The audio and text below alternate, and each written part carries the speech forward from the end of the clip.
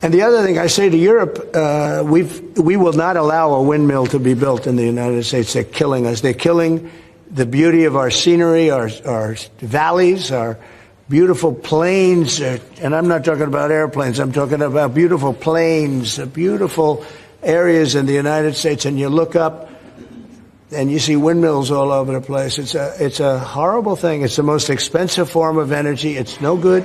They're made in China, almost all of them.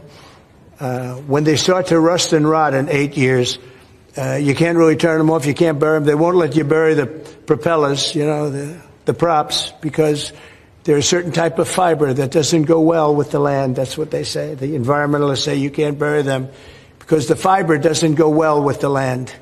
In other words, if you bury it, it will harm our soil. The whole thing is a con job. It's very expensive. And in all fairness, Germany tried it, and wind doesn't work. You need subsidy for wind, and energy should not need subsidy. With energy, you make money. You don't lose money.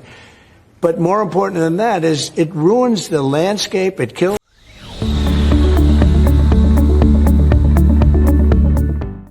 Il devrait faire autre chose que des tweets sur les réseaux sociaux.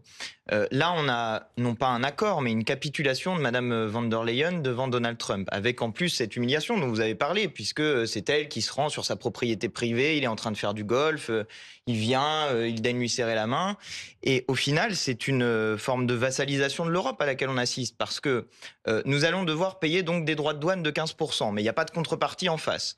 Nous allons devoir investir 600 milliards d'euros, c'est-à-dire, vous l'avez dit, en 2 ans, c'est-à-dire 3 fois plus que l'excédent commercial que nous faisons par rapport aux États-Unis d'Amérique chaque année. Nous allons devoir acheter du matériel américain et puis nous allons devoir acheter du pétrole et du gaz de schiste américain, c'est-à-dire en totale contradiction avec les engagements de l'Union européenne et de la Commission européenne sur le plan écologique. Qu'avons-nous à gagner à ça? Rien du tout.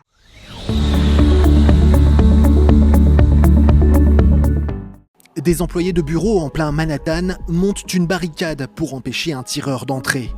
Ce dernier, armé d'un fusil automatique M4, a pénétré dans cet immeuble de bureau un peu avant 18h30 heure locale.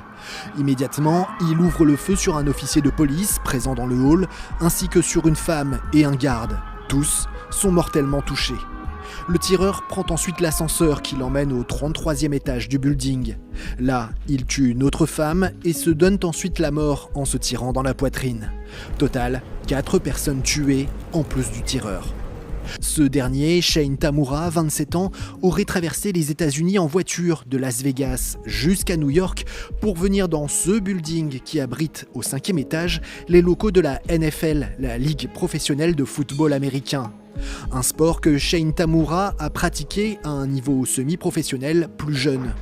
Selon CNN, les policiers auraient trouvé sur le corps du tireur une lettre de suicide de 3 pages où il expliquerait souffrir d'une maladie cérébrale liée à un traumatisme crânien, une pathologie fréquente chez les joueurs de football américains. Il demanderait dans cette lettre à ce que son cerveau soit étudié après sa mort. Cette tuerie de masse est la 254e aux États-Unis, rien que pour cette année.